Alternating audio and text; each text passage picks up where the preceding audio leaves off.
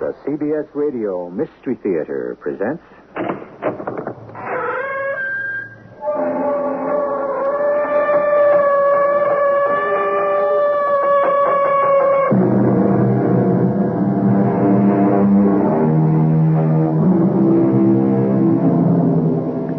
Come in. Welcome. I'm E.G. Marshall. Life is a game that must be played. Or so it is said. But in every game, there must be winners and there must be losers. Which means that in the game of life, we have two types of contestants. Those who will win and those who will lose. The winners, as a rule, get wealth and fame. The losers remain poor and obscure. Naturally, the winners are better players. But does that mean they are better people? I could never kill anyone. How do you know? Oh, it's not in my nature. That's where you're wrong. Man has always been a hunter, a killer. It's your nature to kill. Now, what would you say if you found out you had the right to kill? The right to kill? Oh, not just the right. But you even could get a license to kill.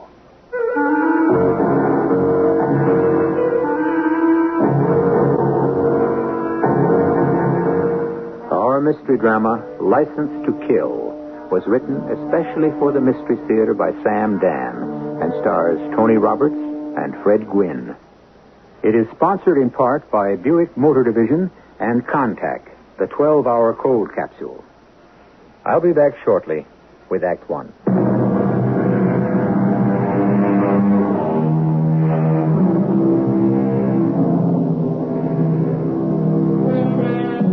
When the great scorer comes to write against your name, he marks not that you won or lost, but how you played the game. How seriously that sentiment by Mr. Grantland Rice was taken, and not too long ago. What innocent times those must have been, when athletic coaches would actually contend that their basic function was to build character. Well, even if they didn't really mean it, at least they said it. Today, we know better.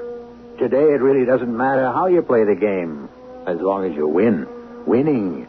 That's it. There is no substitute for victory. Victory at all costs. But has anybody ever added up the total cost of victory? Why don't we listen to Francis X. Brunner? Mr. Brunner is walking along a corridor in a dormitory-type building.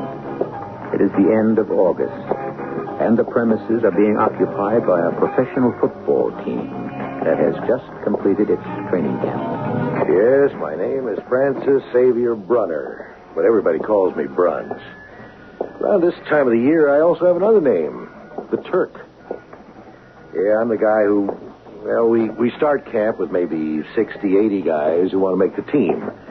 By the time the season starts, we got to cut the roster down to the 40s. And so, wait a minute.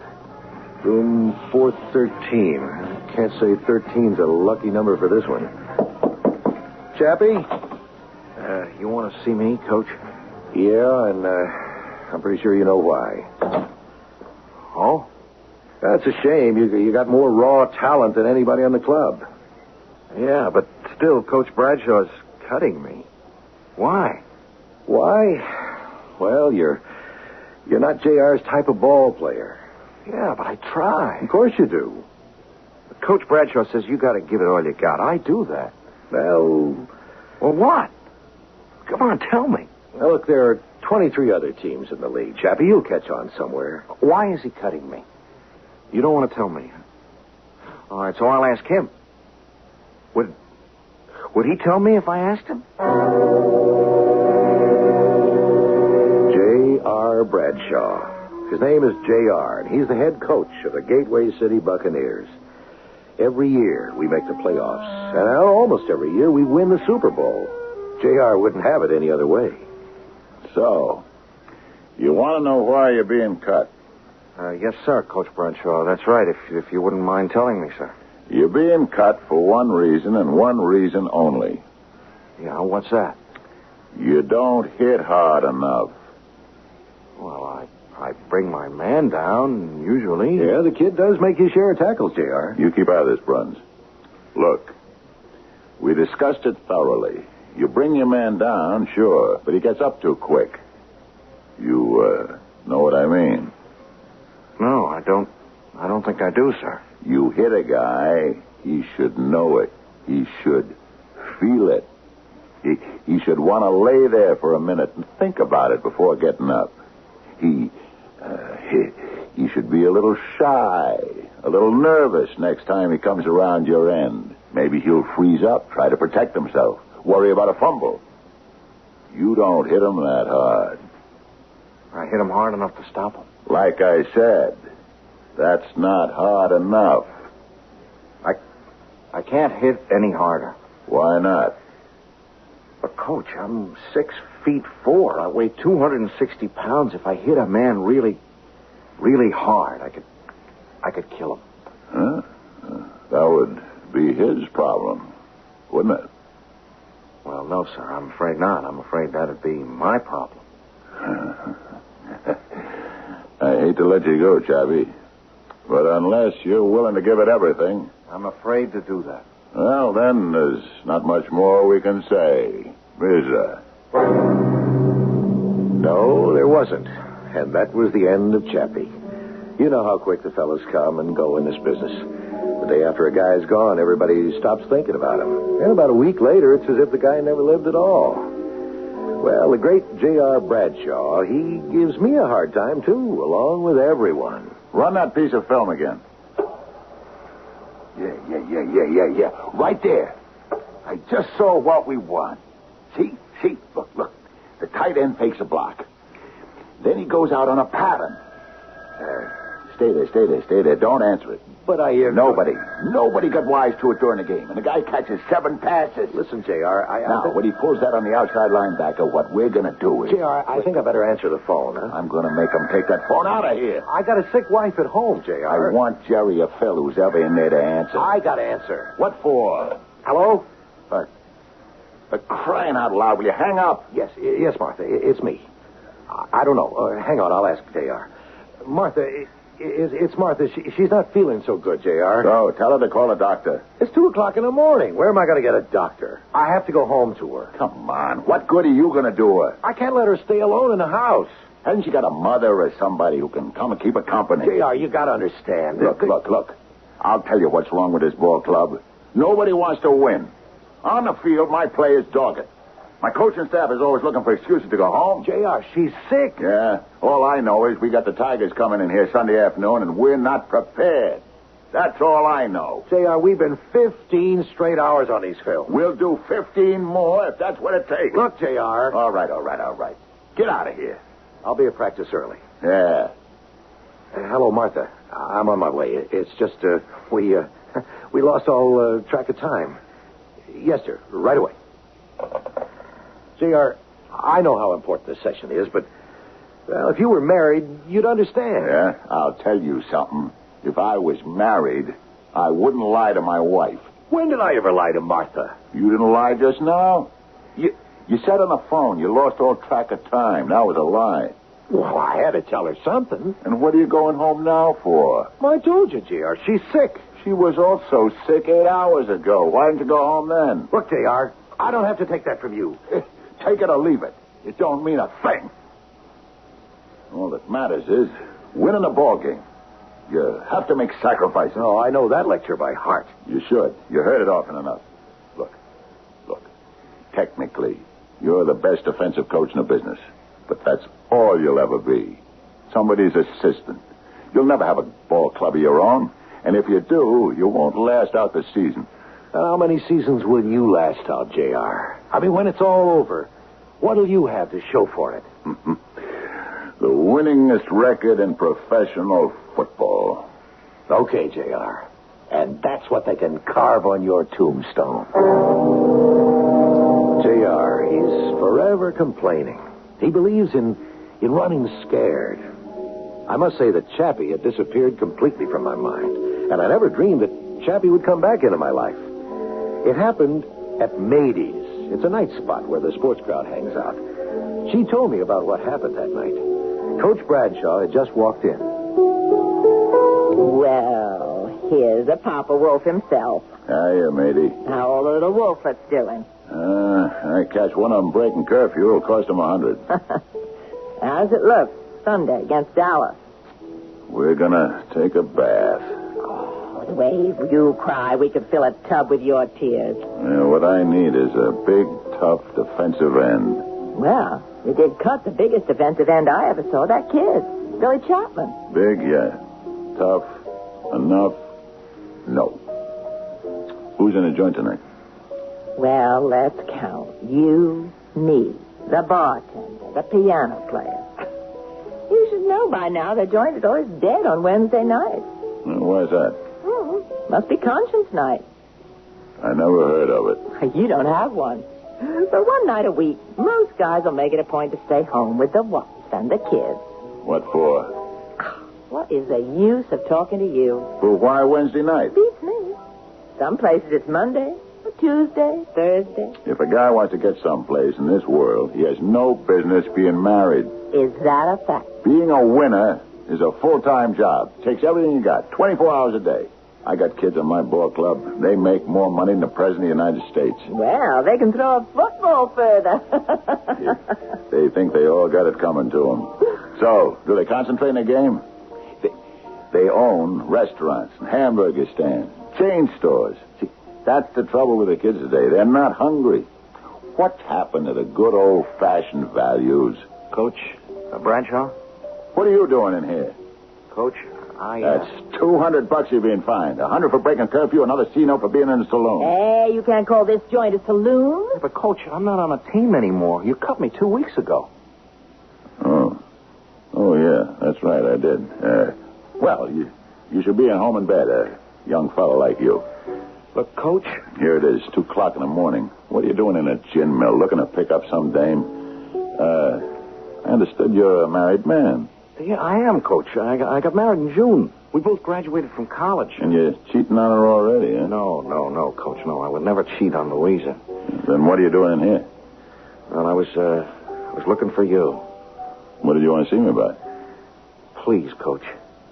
Could you put me back on the team? No. You're not my kind of player. Yeah, I know that. Then what are you even wasting your time for? But I'm not your kind of player right now. But what are you trying to say? I could learn. You had 10 weeks of training camp over the summer. You didn't learn nothing. I didn't want to. And now you want to. Yeah, I didn't have a choice. But now I got to. Yeah? That's my wife, Louisa. You see, Coach, she's in the hospital. What's wrong with her? I put her there. Kid, what are you talking about? I was driving the car, and she said, slow down. I didn't listen. And then we skidded, and we hit an embankment. Nothing at all happened to me. Everything happened to her. What do you mean, everything? They don't know, Doc. They don't know if she's going to live or die. See, she can't move. She's still in a coma. Huh? I only know it's going to take a lot of doctors and nurses and hospitals and money. And all I know how to do is play football. Please, Coach, put me back on the team. You don't play football my way, Chappie. I can learn to. Could you?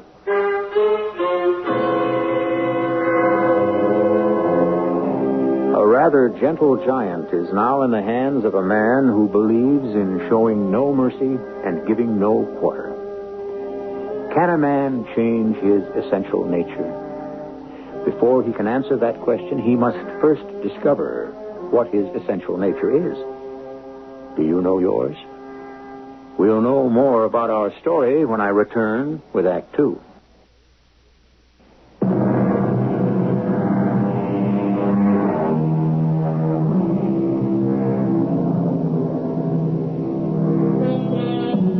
Necessity is not only the mother of invention, but intention as well. Ideals, beliefs, morals, yes. These may be the things to which we aspire because aspirations, as everyone knows, cost nothing. Actions, on the other hand, usually carry a price tag. So, when all's said and done, we generally do what we can afford. So, you want to play football, huh? Yes, Coach Bradshaw. My kind of football. Yes. I'm going to need money. I must do everything for Louisa to get well. I understand they call you Chappie. Yes, sir. What kind of a name is Chappie? Hey, what does it remind you of? I don't know, sir. Malted milk and lollipops. Chappie. From now on, no more Chappie. From now on, your name is Chopper. Yeah? You are looking at the Chopper. He is the fearsome fiend that bursts through the blockers and chops down that quarterback. And when the Chopper chops them down, they stay down. You hear what I said? Chopper. J.R., you were born a couple of 1,000 years too late. You should have been around back in those Roman days and trained those gladiators. What do you think it's all about today? It's the same thing. I'm just honest about it, that's all. That's why I collect all that flack from the bleeding hearts. That's why the people go to a game, see? They go to see blood. Coach Bradshaw, I'm not sure I can... You're not sure you can what? Put yourself in line to make $1 million to save your wife's life? But it's not in my nature to hurt people. Your carelessness put Louise in the hospital to begin with. But that was an accident. It was your fault. She told you to slow down, but you didn't. Hey, yes, but... You wanted the excitement, or maybe you wanted to prove to her you were the boss. Why did you have to do that? J.R., lay off. No. We're getting at something. What was the argument about? How did you know there was an argument? So, you admit there was an argument. It wasn't an argument exactly. What was it? Nothing. Why, were you mad at her? I wasn't mad at her.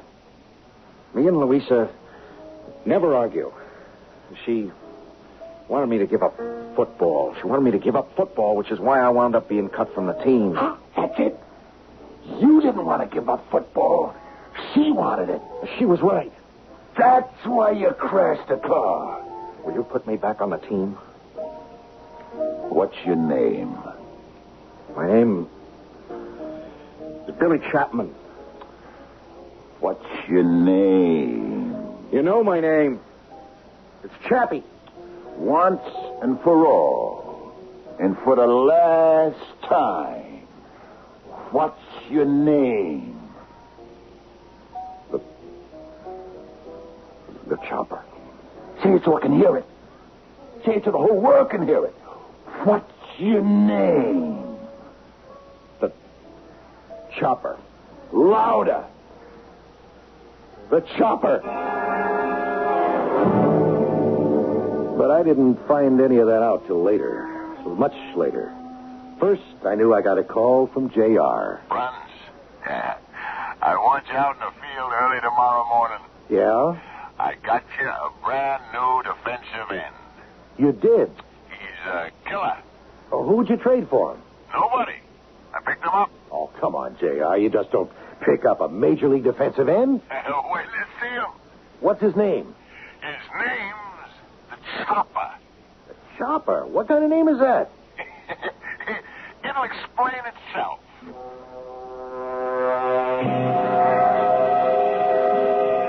It's all in the matter of how you distribute your weight. Now, you have to be ready to read the play and commit yourself. See? I think so. Okay, good. Now, you take a stance like this, Chappie. Hey, hold it. Bruns. What did you just call him? What do you mean, what did I just call him? Answer the question. What did you call him? I call him by his name, Chappie. That's not his name. It's not? It's the Chopper. That name's got to become part of him. He's got to believe it.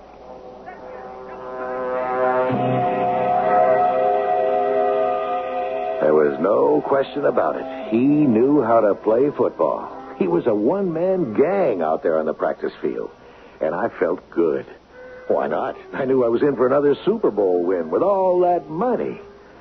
Well, we'd flown out to Texas, where we were meeting our big rivals the next day. Now, this game would prove who was the boss.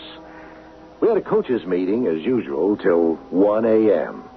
I think J.R. calls so many because he hates to be alone. I'd just gotten back to my room when there was a knock on the door.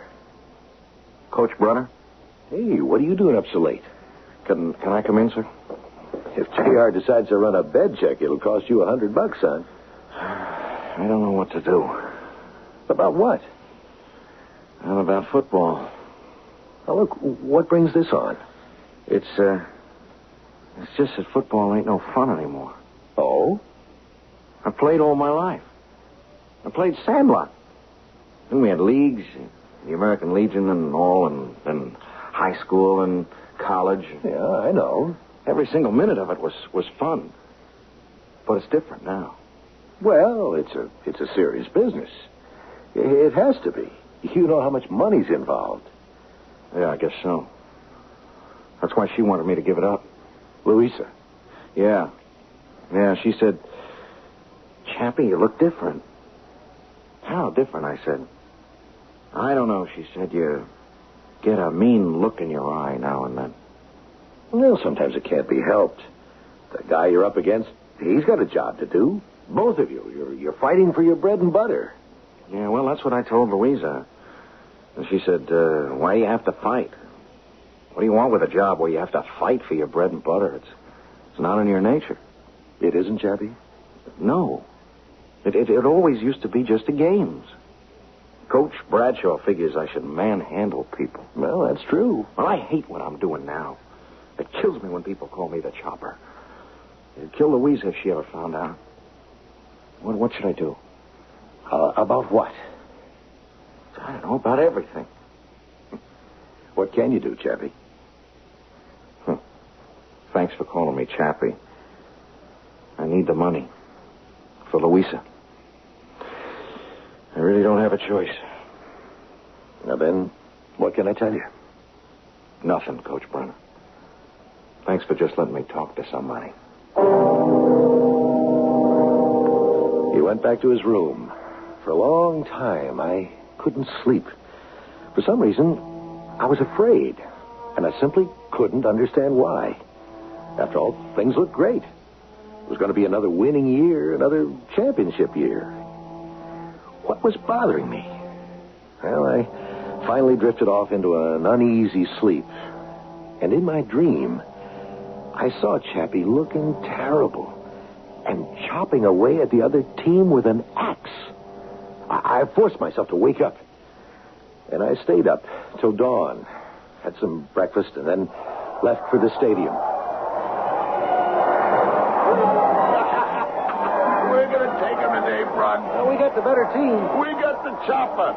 We got the biggest thing in pro football. Listen, J.R. Listen to what? It's not in his nature. What's not in his nature? The killer instinct that you're trying to give him. It isn't his nature, believe me. You'll see. But I knew it wasn't. Not in this gentle, soft-spoken kid. But the other guys won the toss, and we kicked off, and the game was on. My defensive squad was on the field, and there was Chappie at the left end.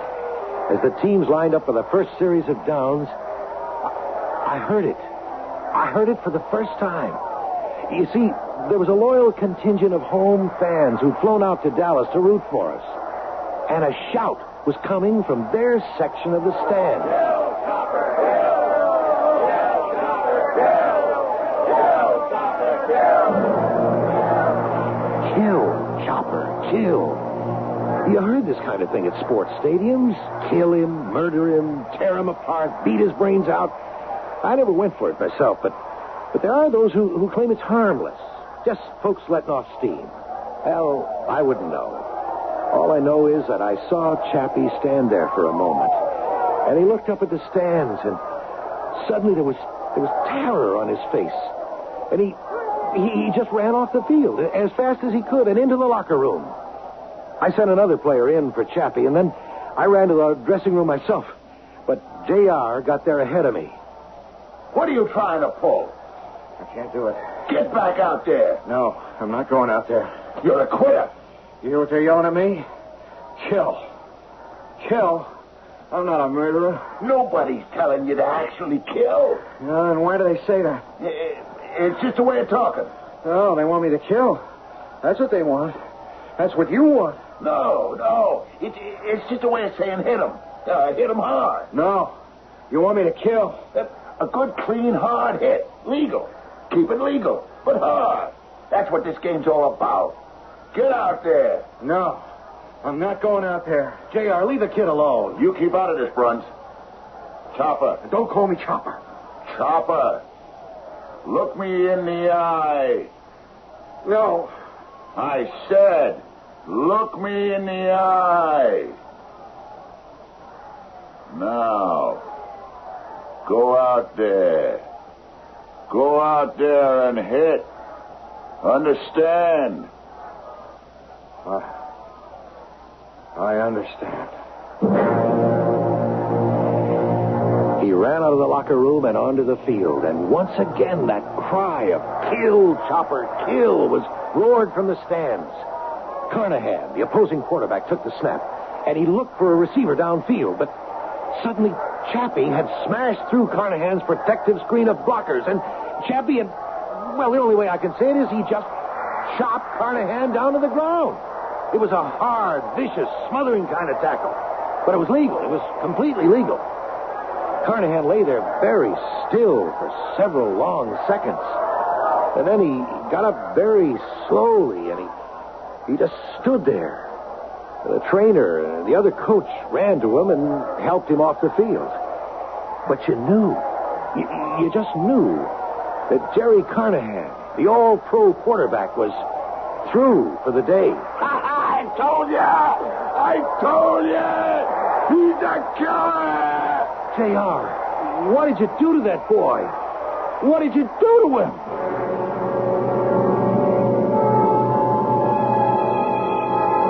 Obviously, JR has transformed Chappie into Chopper. But what kind of transformation is this destined to be? You can change somebody's mind by argument, but how do you change his heart, his psyche, or is it his soul? How deep is this transformation? You won't have to wait too long to find out. Act 3 will be here in a few moments.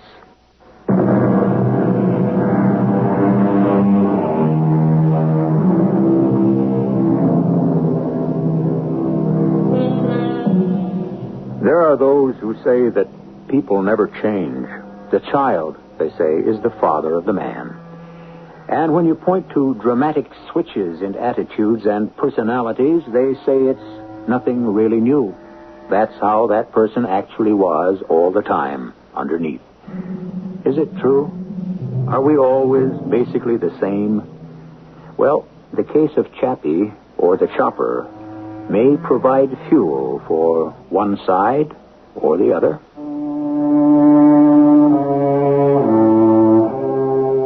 It was, well, what word can describe it? A triumph for Chappie. And that's how it was, week after week. The reporters wouldn't let him alone. And always standing by, taking the bows with him, was, of course, old JR himself.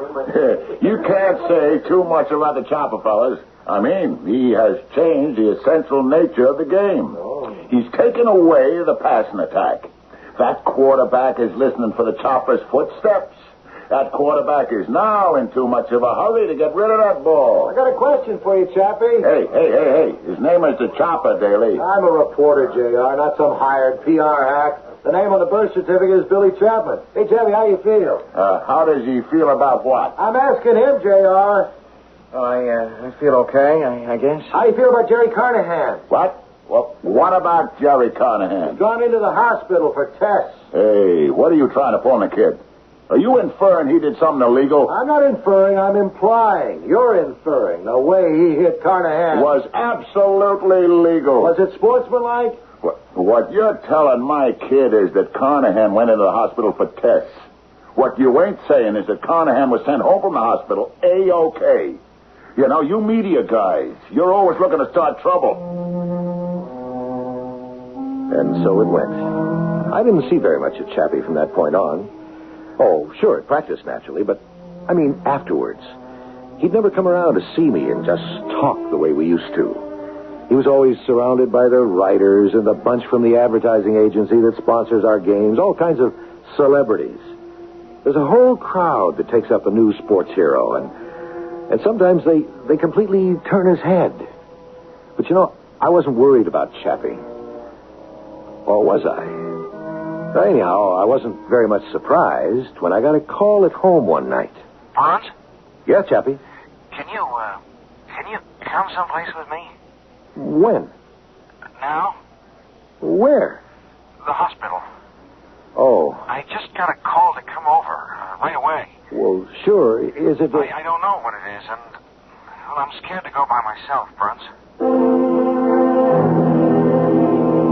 The minute we arrived at the hospital, the terrible suspense was over, and we knew it was good news. We could tell from the smile on her face. She was a small girl, and she looked almost like a doll with her long black hair and her shining black eyes. Chappie, oh, darling, it's a miracle. What happened? I just opened my eyes, and I woke up. You mean you don't need any operation? No, I don't think so. And you're feeling okay? Oh, I feel a bit weak, but the doctor says in a week or two everything will be just fine. Oh, Louise. Why don't you folks kind of excuse Oh, me? no, please, don't go, Coach Brunner. I'm tired. I've got to go back to sleep. But just promise me that you'll keep an eye on my Chappie till I can come home and do it myself. Promise? Sure, I promise. Now, Chappie, honey. Now, you can quit playing football. What? Oh, I know all about you, darling. The nurses asked me if I was married to the chopper. Oh, Louise, honey, that's... Oh, it's awful. It's just publicity. They call you a monster, a fiend, a killer. Well, that's just the way the writers have it. It sells papers. You put this poor Carnahan fellow in the hospital.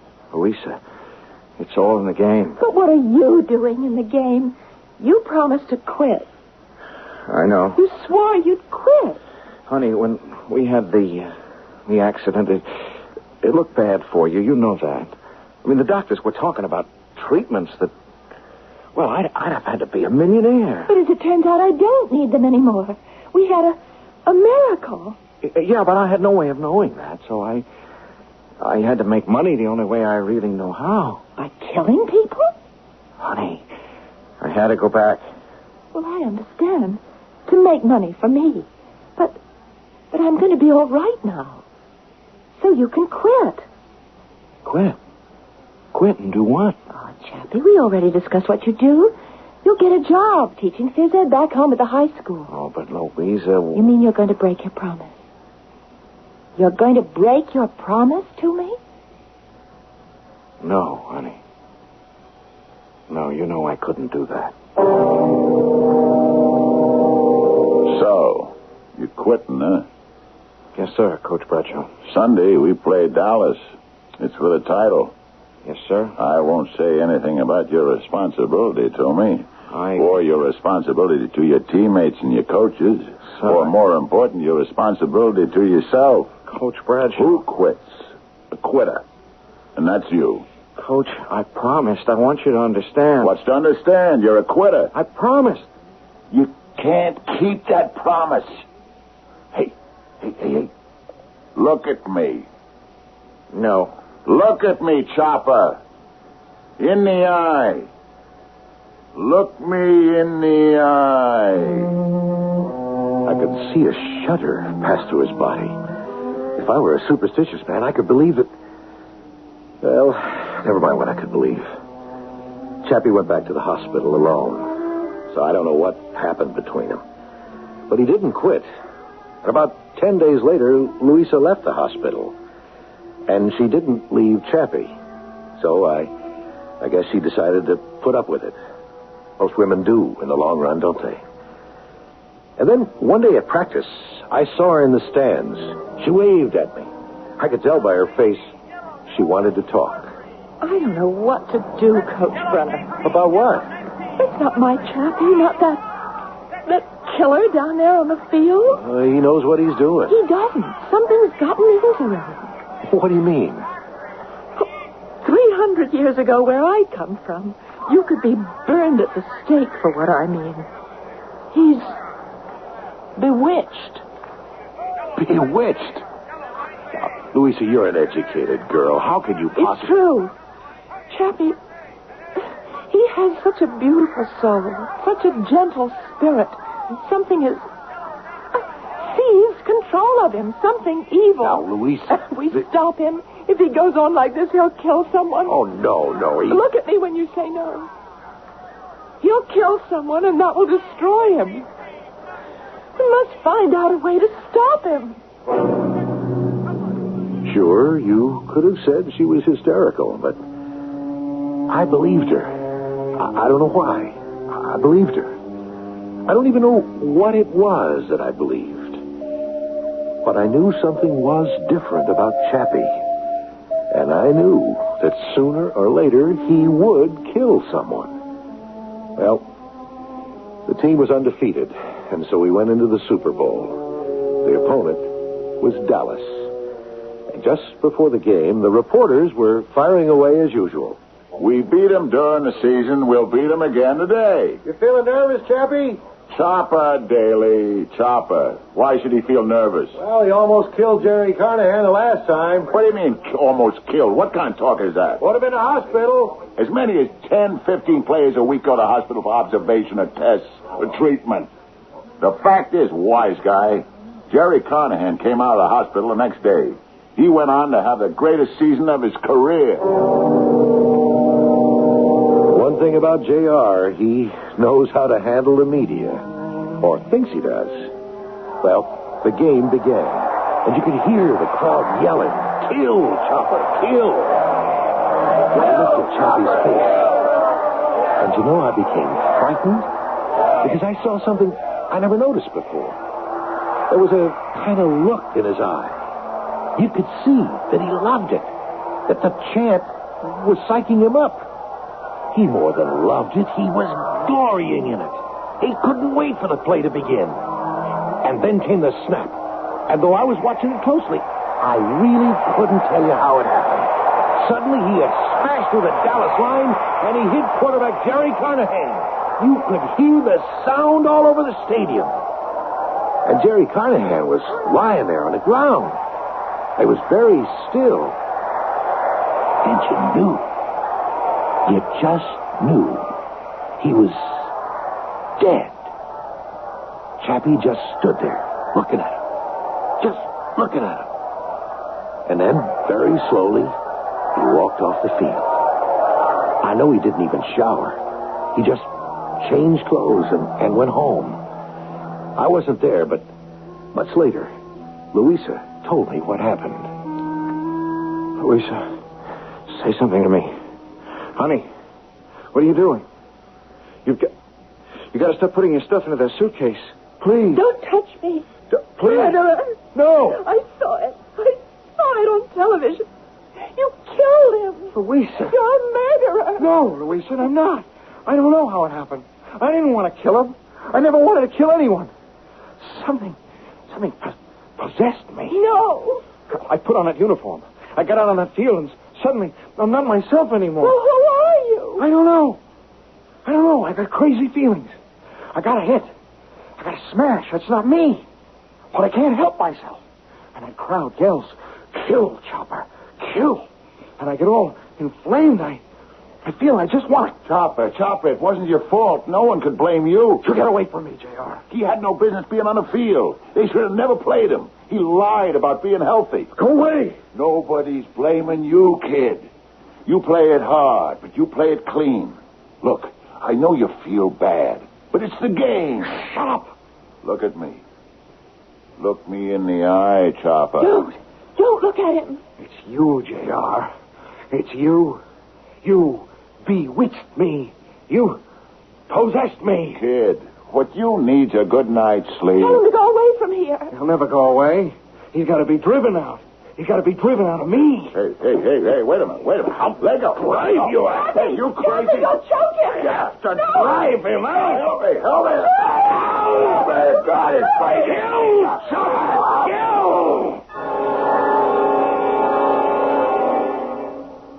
And that's how she told it to me, a long time later. Long after Chappie had killed J.R. Chappie was never tried or anything like that. They just put him away for a while to study him. I go up to see him now and again. Louisa stays with him. Hi, Chappie. Do you know me, sir? I'm Coach Brunner.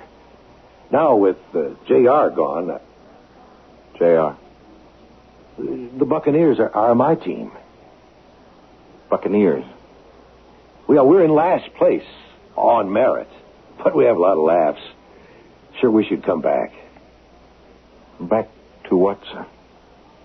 Football, Chappie. It's a fun game again. It's the kind of game you liked.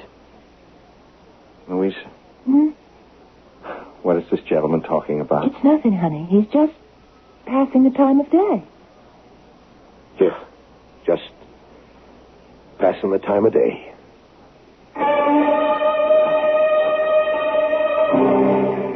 You may have it any way you wish, which is more than you can say about most stories. Was Chappie possessed by the violence of his coach, J.R. Bradshaw? Was the violence an inherent part of his own psyche? Is man basically violent? If we knew all these things, there would be very little mystery left in the world. I shall return shortly. I'm Hyman Brown, producer-director of the Radio Mystery Theater. When we went on the air with Mystery Theater in 1974, we were delighted to find a whole new audience for our radio dramas. Young people from 7 to 17. You told us by your response that radio drama was a new and thrilling experience. So for you, your family, and for youngsters of every age, I have good news now of a new dramatic series starting February 5th. It's the General Mills Radio Adventure Theater.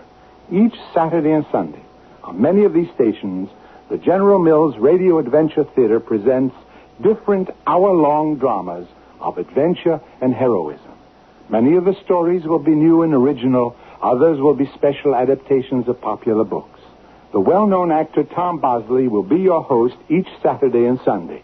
It all starts February 5th on the General Mills Radio Adventure Theater on many of these stations.